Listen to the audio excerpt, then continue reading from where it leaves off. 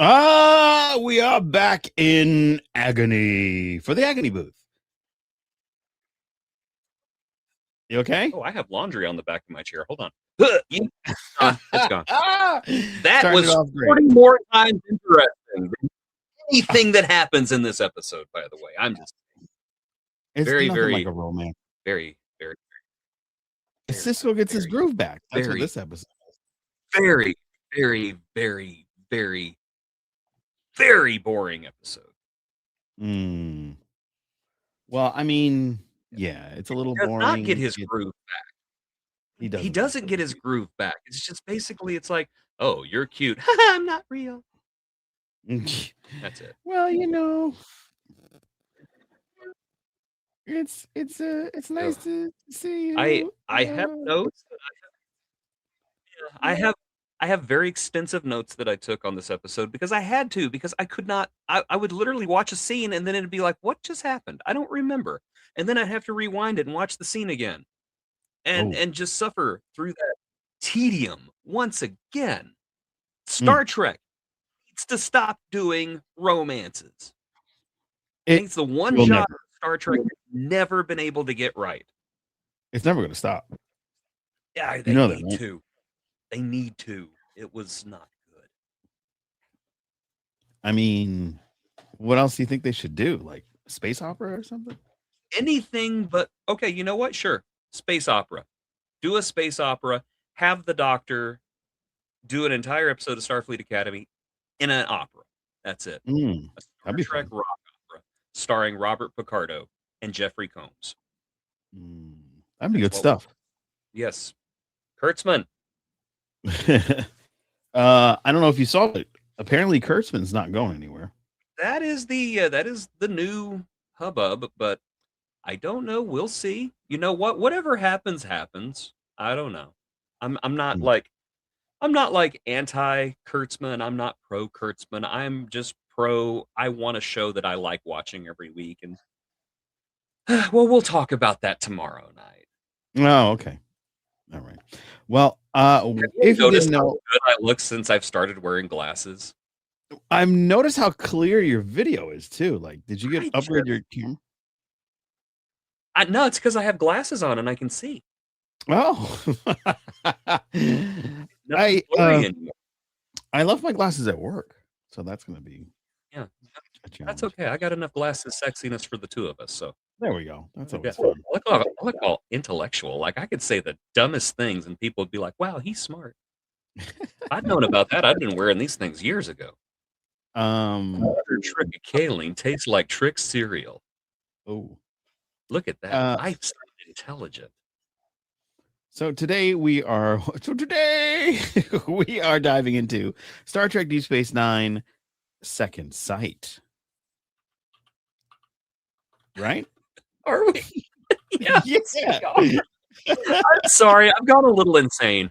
Apparently, I've gone a little insane because I watched these episodes twice and I put it off until today, and I was like, okay, I got to watch this episode twice.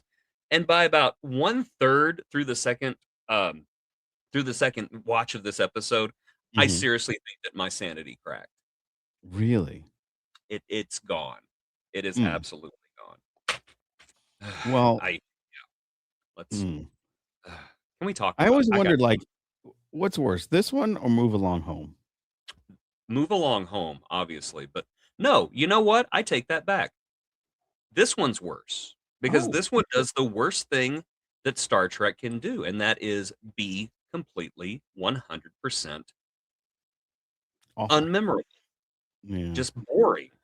At least Move Along Home can be enjoyed ironically. It can be enjoyed for its badness.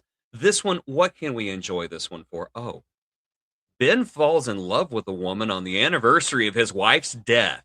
Yeah, a little creepy. That's not weird at all. No.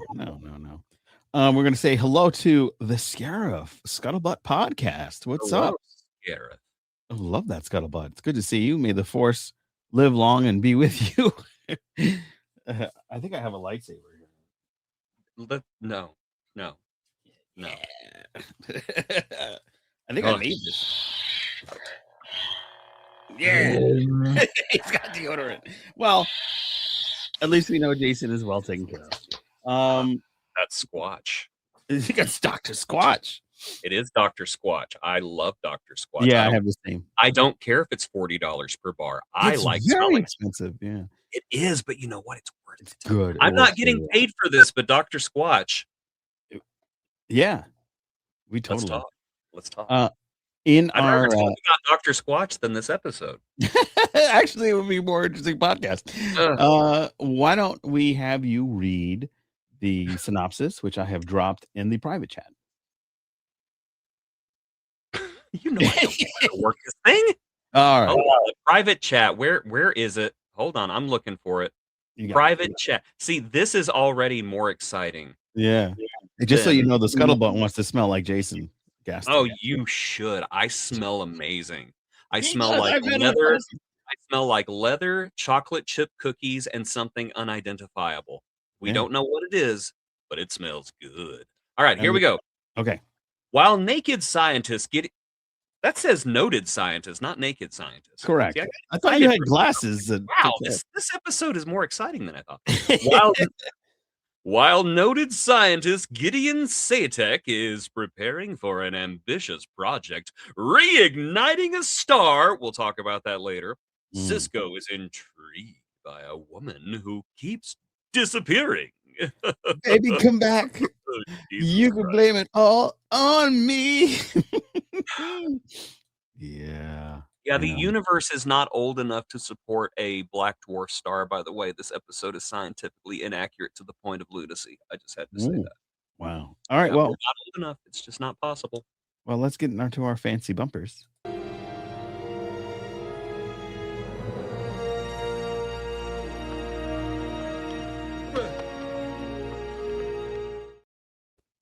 I can't look. Where the blur just gets lower and lower every episode. Every episode. He's getting older and older. It happens, you know. Yeah. You sit down, you do the double dip, and you're like, oh, how did that happen? Yeah. We're not going to talk about that. Let's talk about something boring, something that nobody wants to talk about. Let's talk about Second Sight. May I go ahead? I don't want to step for it. I'll let you start. Okay, so here are my notes. So there are two types of episodes of Deep Space Nine. The ones that philosophically wrestle with war, faith, power, identity in ways that will permanently alter the way that you see the universe. And then there's Second Sight.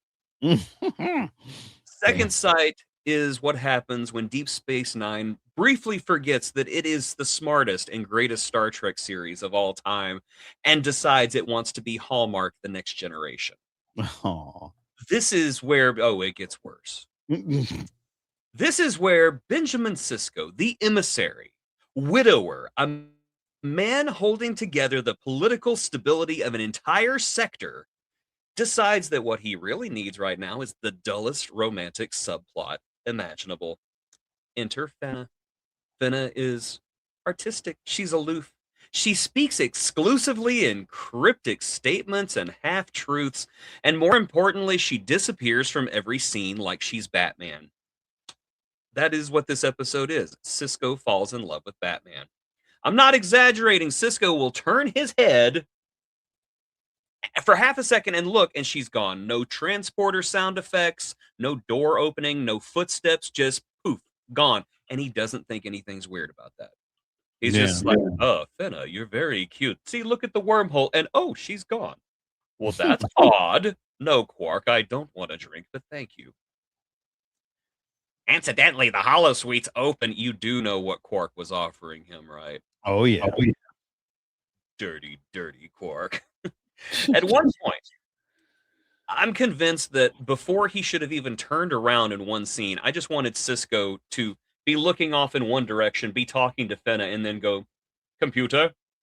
She just disappeared again, didn't she? Beep, beep. Affirmative.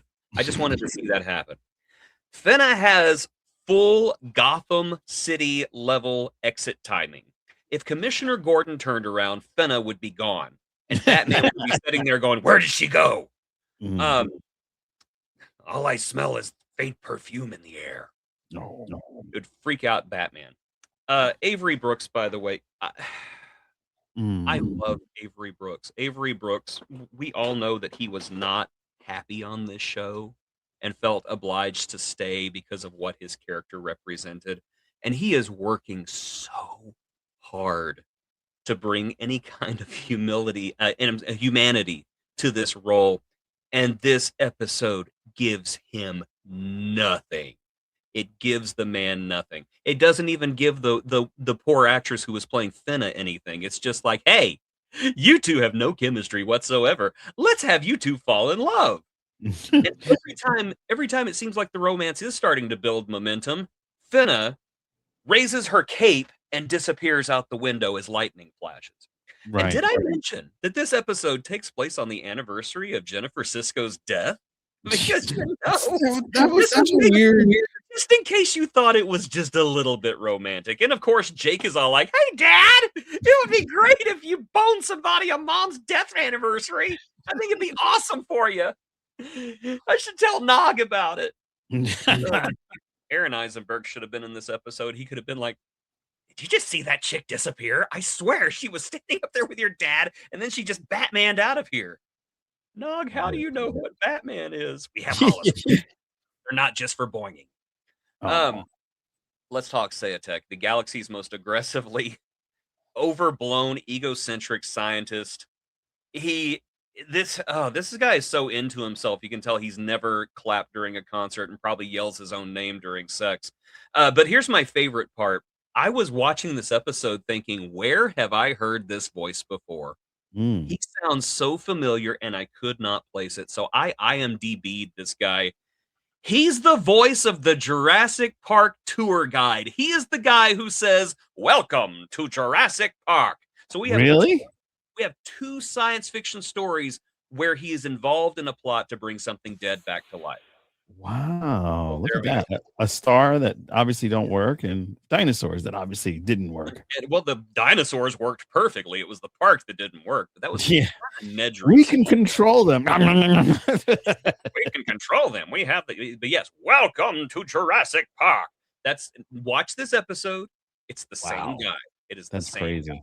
I believe every time he talked, I just wanted to say, please, sir, finish your story so the Velociraptors can eat somebody in the story, just so it will be worth watching. And I'm just gonna say it. Sayatek is far more compelling than anything that has to do with romance in this episode. Far more compelling. At least his story has got conflict. The romance that has Finna Batmaning out of every single conversation, like she's late for patrol, it just goes nowhere. At least I'm interested in this guy, even if he is the galaxy's biggest douchebag. And I'm just like, somebody slap him. At least he's interesting to watch. Yeah. So, spoiler alert for a 30-year-old television episode. I think people will be okay. Yeah. When the big reveal comes that Finna is actually just, what was she anyway? She's like the telepathic manifestation of Sayatek's wife, who every time she goes to sleep, Finna pops into existence like, I'm here to disappear. Yeah, anyway, this is supposed to be tragic and poetic. Ben Sisko falls in love with a figment of somebody's imagination. But instead of being romantic and poetic, it just explains why none of this emotionally landed and none of it matters. It's not devastating. It's not sweeping. It's just, well, that explains why I didn't care. As I said, this episode is not Star Trek in a fun way. It's not campy. It's not disastrous. It's just forgettable, which might be the single worst thing that Deep Space Nine could be, because this series is amazing. Deep Space Nine is amazing Star Trek. The one episode where Sisko dates Batman for a week is not one I want to see. And somewhere, I'm sure, Finna is still disappearing in mid-sentence, somewhere back on her home planet. Every time I can't remember her name, but every time the woman like nods out of a conversation while somebody's talking, Finna appears in the background going, "You're boring." But that's my thoughts on. Well, there were some cool things that I kind of found pretty interesting, like the name of the ship that Sayedic invited Sayedic? Cisco on. Sayedic, yeah. Was it Say- Prometheus? Yeah, Prometheus. Yes. That was pretty cool. I thought it was a nice. Hold on. Here's that bit of trivia that you just introduced, and there it is, right on the nose. Yeah, Yeah. and that was it. I'm sure Sayatech had something. Hey, you know what would be a great idea to name this ship? The Prometheus. Hey, we already have one of those. It splits into 3 pieces. It's really cool. Nah, Prometheus. That means that this ship got destroyed shortly afterwards. Yes. It was. Well, I mean, afterwards, I don't know. I mean, Sarek goes pretty good. He he destroys himself. Yeah, that's true. Sayatech like blows himself up. Yeah. I thought you said Sarek. I was like, he's not in this episode, Joe. Sarek, wrong series. Did you watch the wrong episode? What idiot would do that? Anyway, we have these planned out, Joe. We would never watch. I know. It's amazing. Yeah. So I thought that was cool. And then this is also noted to be one of the top 10 worst episodes of all time for Deep Space Nine. I believe it. And again, it's not that it's like just bad. It's just boring and It's boring and forgettable. Yeah. And I will also say that in a franchise, I'm talking about the entire franchise, where we've had bad guest actors, Second Sight has the worst guest actor of all time. And it is that guy who plays the captain of the Prometheus. He is the worst. At every single line he delivers is just like, oh, why do you keep letting this man speak? Because at one point he's like, literally, Dr. Sayatech, don't do it. Don't fly into the black dwarf that should not exist at this time period in the universe. I can't stop him, Captain. He's too far away. I just can't. I can't. What does that say? I just can't stop him. I'm thinking that he was probably like the director's brother or something. I was just gonna say this is probably a nepo baby. Probably so, and I'm sure that the guy is just fine in what other movies or anything that he's been in. I'm actually going to look him up right now, see if I can figure out who he was. His name was Richard Keeley. No, that was Sayatech. Oh, Sayatech, yeah, that was Sayatech. I'm talking about the captain, the Starfleet guy. Supposed to be in charge of the ship, but Sayatech was telling him what to do. So he's Sayatech was the big boss. Sayatech's little woman down there, sitting there, just like, what do you want me to do next, Sayatech?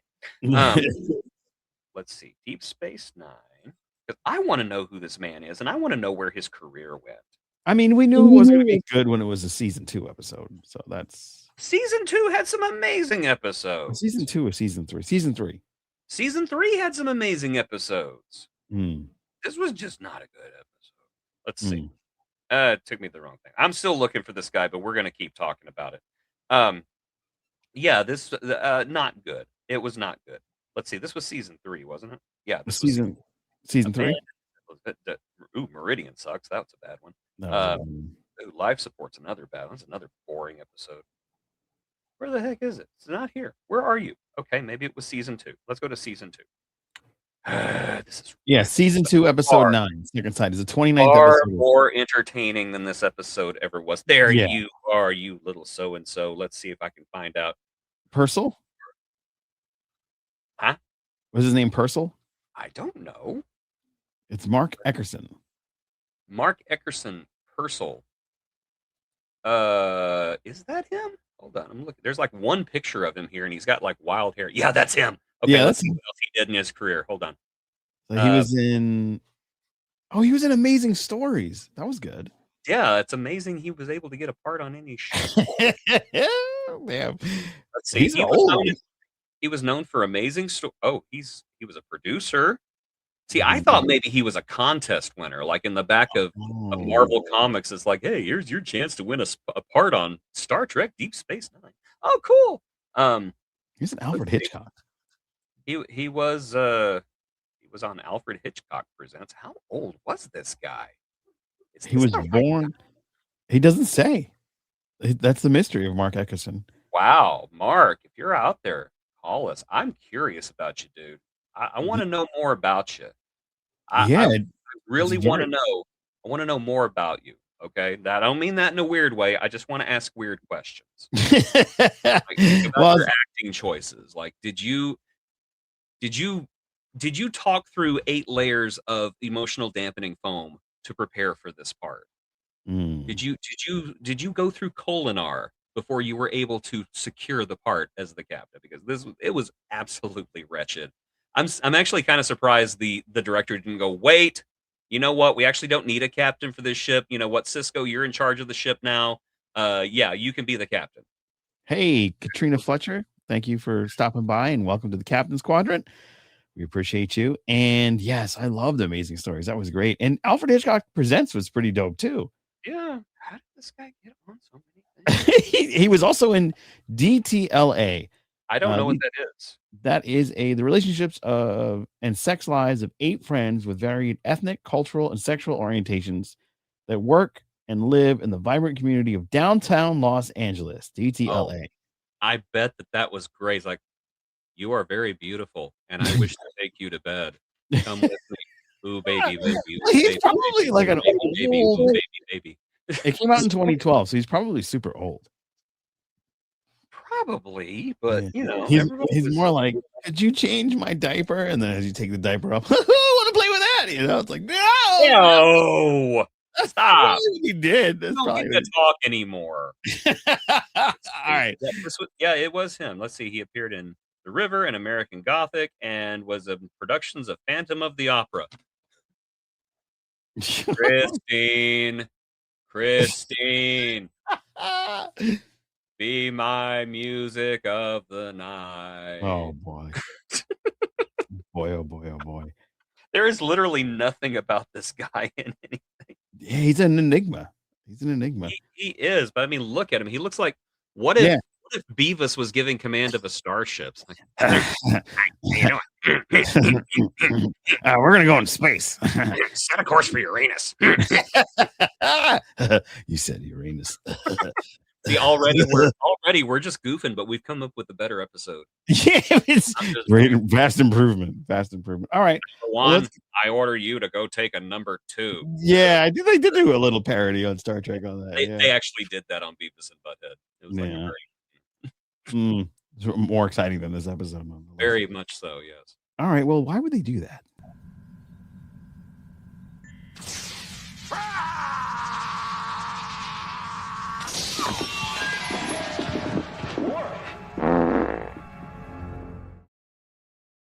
More action than this episode. There you go. Yes, and more tasteful, I would say, also. Because, I mean, let's face it, what happens at the end of this episode is that the woman that Cisco falls in love with dies right in front of him. Yeah, again. And it's not, and it's one of those things where she literally just kind of goes, she watches the guy die, and she's like,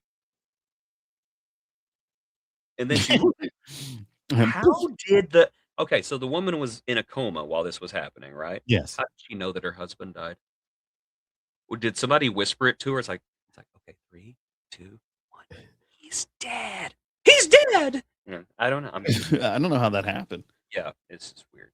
It's just a little loophole. I mean, there's nothing wrong with that. Everybody loves a little loopy hole. I honestly, oh my god, indeed. Care. I honestly do not care. It's just, I'm trying to make myself care about this episode, and it's difficult. My care has Batmaned out of the scene. I just can't do it. No. Not gonna watch this again. Well, I wish I didn't watch it the first time. So Leticia, she says hello. How's it going? Yes, we are adding 2 extra agony booths a month while we are reviewing the Starfleet Academy, because why not get a double dose of the delicious Jason Roy Gaston and the delectable Joe Dove?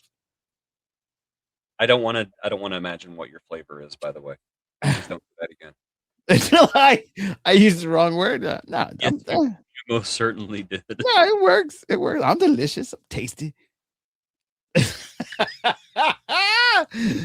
I don't want to imagine the flavor of you. Please don't. Please don't. Hey, dogs lick me. Something's got to mean something.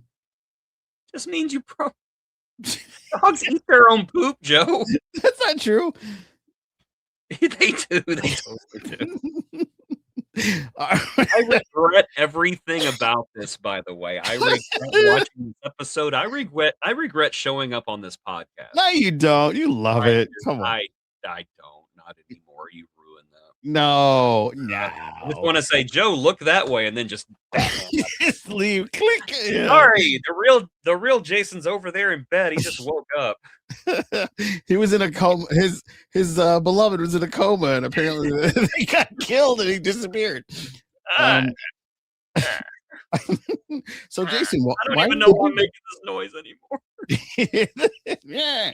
So why would they do this? Why would they make this? Because Star Trek thinks that it's romantic, and it's not. There's been I was thinking about this because I said that at the top of this podcast that Star Trek has never done romance right. I take it back. They did it once. Oh. That was City on the Edge of Forever. It's the one time Star Trek did romance that I think worked. And every time they've attempted it since, it's just fallen flat. I think the closest that it got was Lessons, that one where Picard meets the junior officer and they play piano in engineering, and it makes Geordi mad, but he never says anything because it's the captain. And I just did not. And that I say almost worked because I think they pussed out at the end. But that's the only time that I think it's completely and totally ever worked. All the other Star Trek romances have been the most forced, vanilla, boring, unwatchable slogs I've ever seen through. It's like a Meg episode of Family Guy. It's like, in this episode, Riker falls in love with. I go, I'm out. This episode reminds me why. I will say, I'm going to say this. I was a big fan of Burnham and Book. Okay. Even though I don't think that one worked out either. At least they were fun together and they had chemistry, even though it was just like, well, now we're going to break up for almost the entire season. Yeah. We need to be separated. And I'm sitting there watching this just going, where's Grudge? That's what I wanted for the final episode of Discovery, by the way, is for Discovery to launch. Like to go into the past or the future or wherever it ends up in that short trek. And then, nobody's on board, but Grudge is in the captain's seat. that purring like, the ship is mine, finally. Long. Fire phasers. And then it goes out. That's how you could destroy Space Cats. That's why the stations never went to war with the Federation, because we could fire a phaser and they would just chase the phaser. Wow, they all perished rather quickly. After I've seen what Tiana could do on lower decks, maybe we don't want to go to war with them. Yeah, that's a good point. This phaser is set to kill. So am I. Yeah, exactly. Greatest line on lower decks, by the way. Heck, that's one of the best lines in Star Trek. I think so. I was just going to say it. Kill. So am I. Yeah. One of the great things about Deep Space Nine was its deep understanding of the lore and how Stephen Amber really brought up some of the background characters. Nobody was background in this one. Like Garrick was not at all in this one, and neither was like Quark, and it was just for 2 seconds. Not really. Yeah, he did have that one scene. It's like, and here's Armin Shimmerman to fulfill his contract. Yeah, that's this episode too. This is my only line. Yeah, and then everybody disappeared, like the lady Quark at the end of the show. Quark was just there to give Commander Sisko a drink and then invite him to go to the holodecks to get his rocks off. Which was, I'm sorry, it's just creepy. That's just super creepy. Yeah. He's gonna make Rom clean out the holodeck. Holodeck. Should have been called the holosex, because it should have. That's what they were doing it for. I mean, hey, Commander, what are you gonna use the holosuite for today? Something crazy? I'm gonna play baseball. Out. Oh God. What are you doing with the baseball? What's wrong with you? Ugh.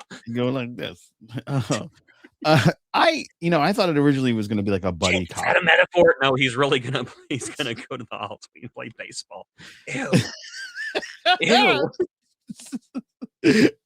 I thought this was going to be a buddy. One time by accident, I thought I was going to be watching something else, and it was just literally just him hitting balls with a stick. I don't get it. Yeah, they wouldn't really understand baseball. It's like, what is the point of this? I have that one Klingon program where they hit balls with a stick, but it's completely different. Yeah.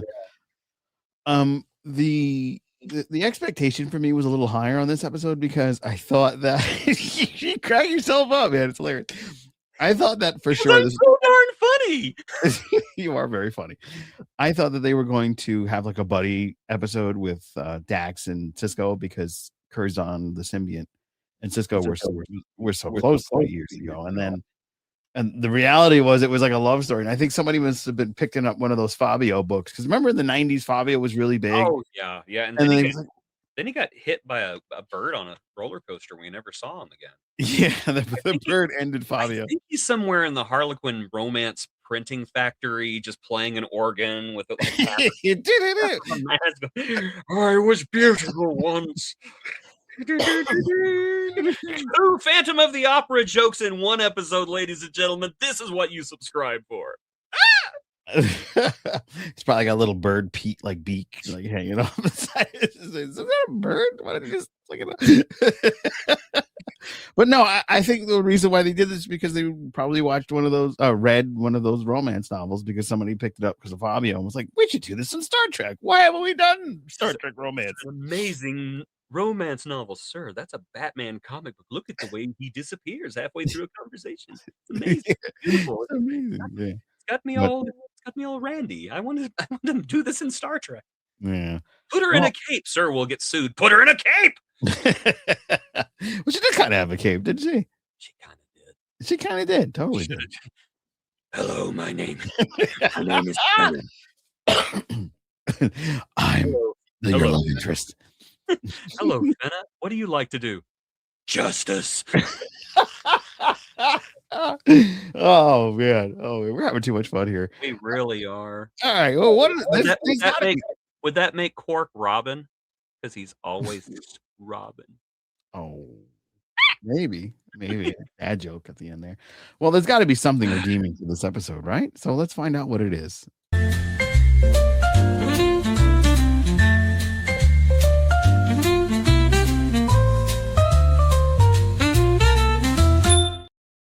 Yes, the wink and sparkle of the eye of everyone. There's got to be something that's redeeming aside from the name of the ship being Prometheus.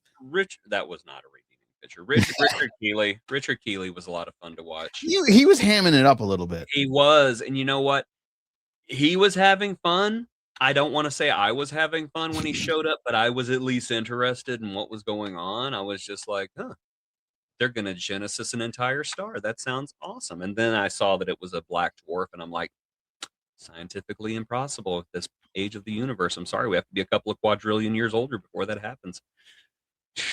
Neil deGrasse Tyson is ruining Star Trek for me, one science fact at a time. I was just going to say, like, I didn't know you were an astrophysicist as well. I knew you were a teacher.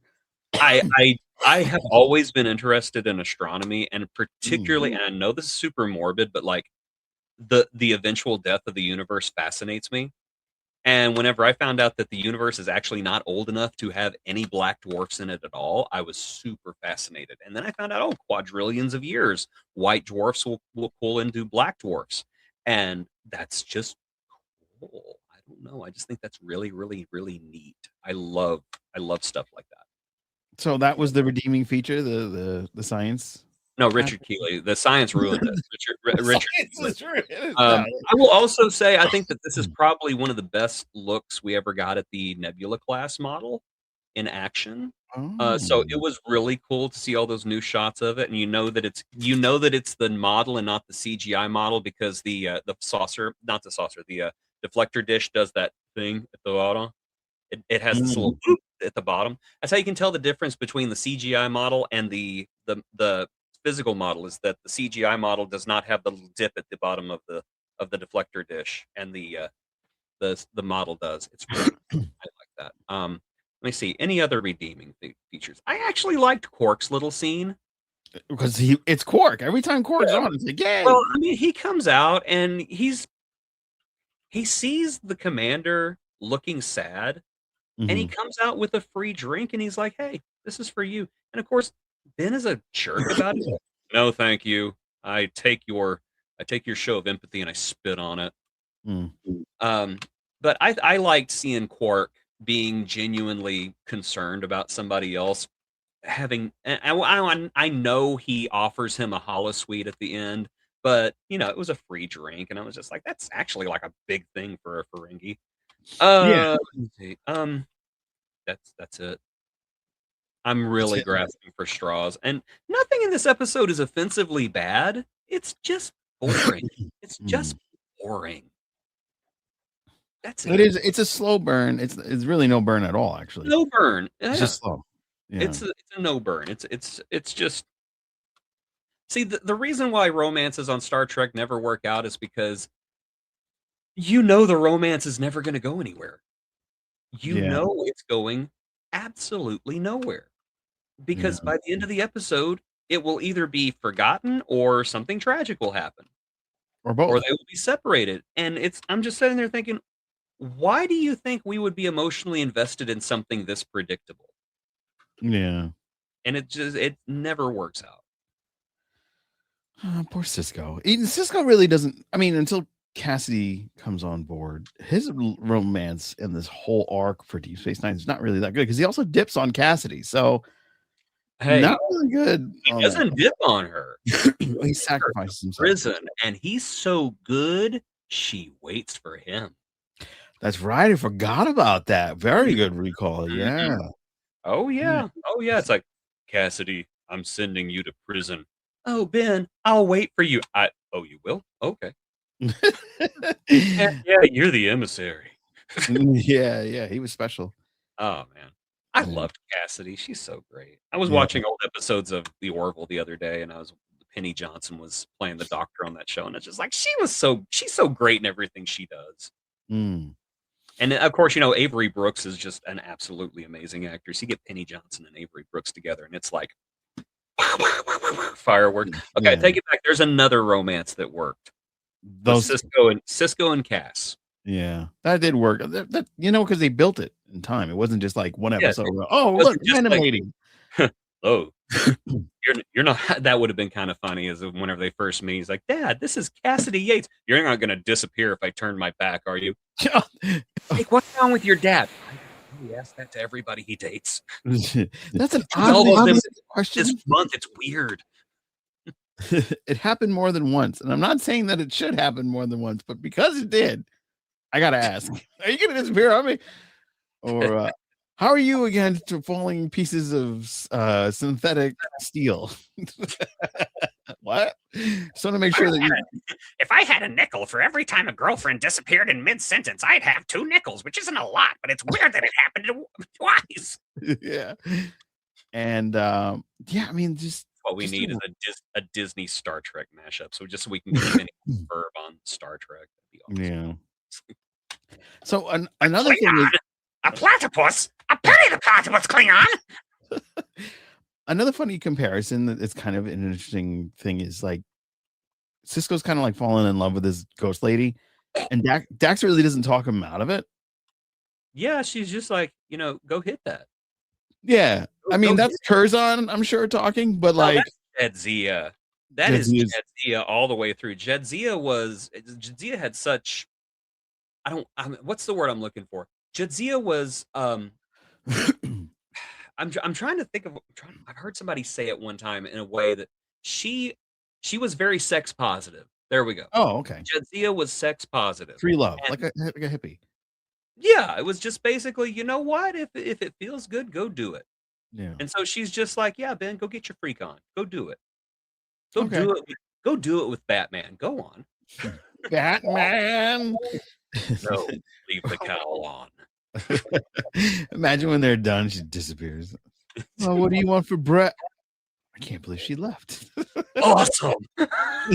Yeah, right. Oh man. I'm Yeah. telling you, she's the perfect girlfriend. Yeah, exactly. She leaves. All right. We're gonna spin the wheel, Jason. No. Yes, the wheel of agony.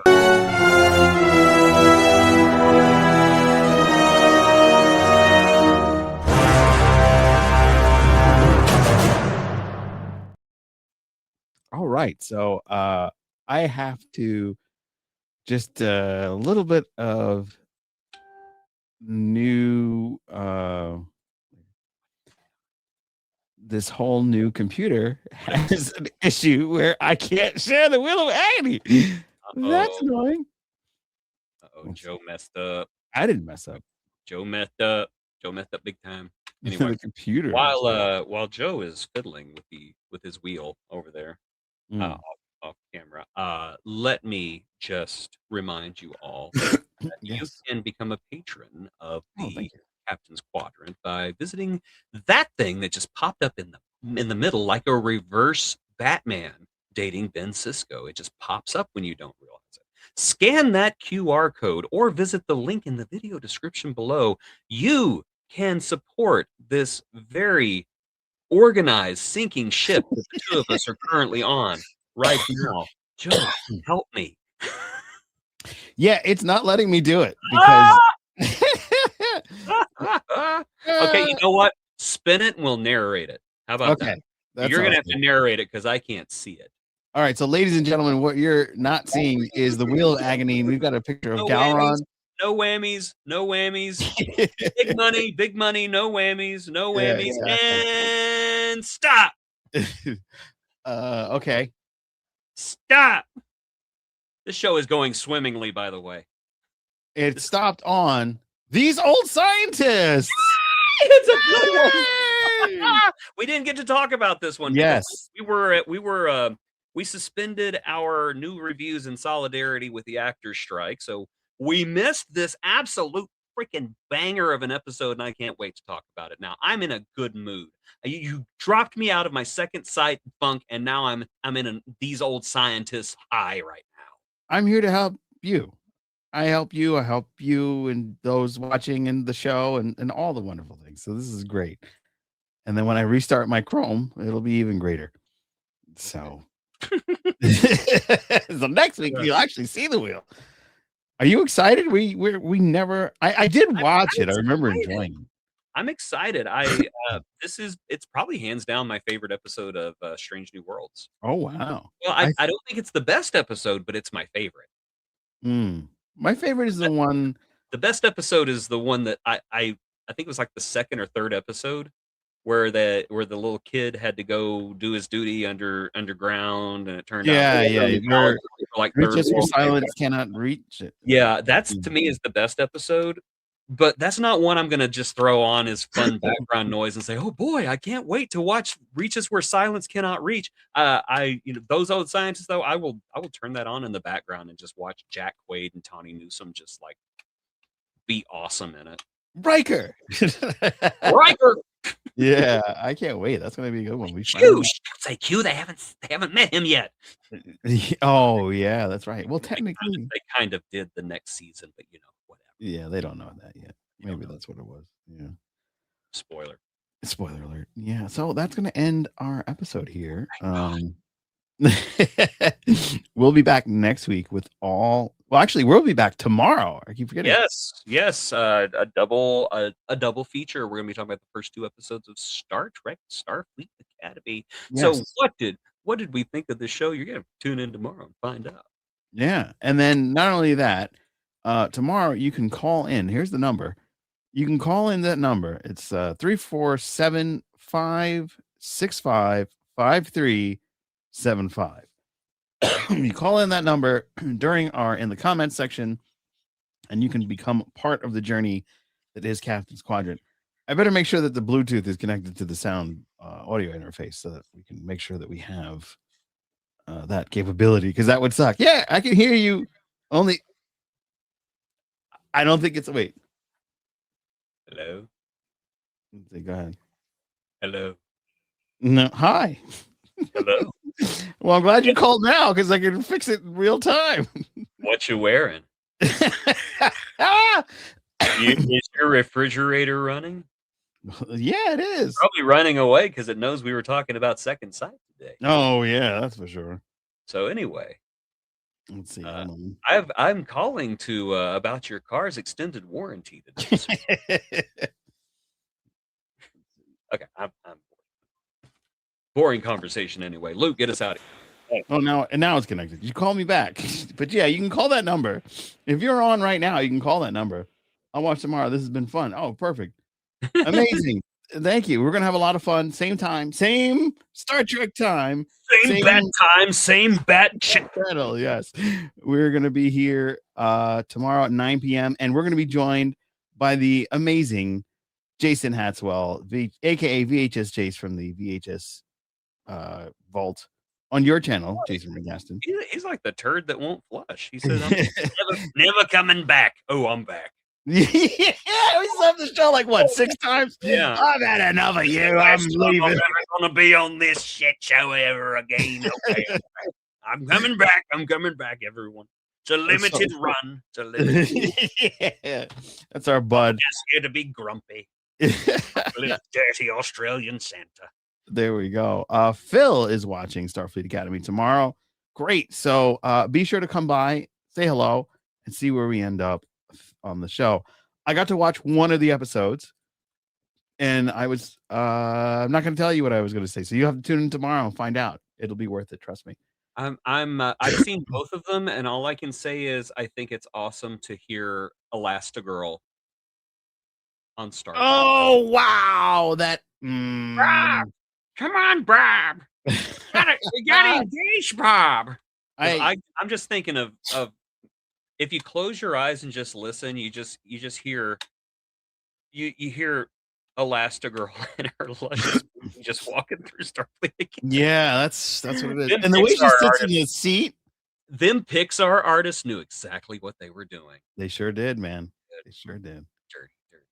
Dirty birds. All right, everybody. I'm Joe Dove, and this has been the Captain's Quadrant with the amazing Jason Roy Gaston, who can see and better than me anyway.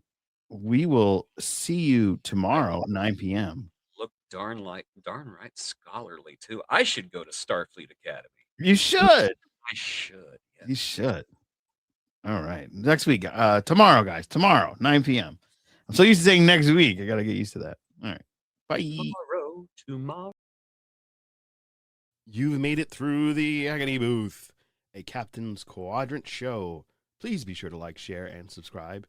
If you share this video with 5 people will also be in agony. Join us every Friday at 9 p.m. EST for more live shows, including Wormholes, Section 31 and a half, because we have questions, and At the Movies,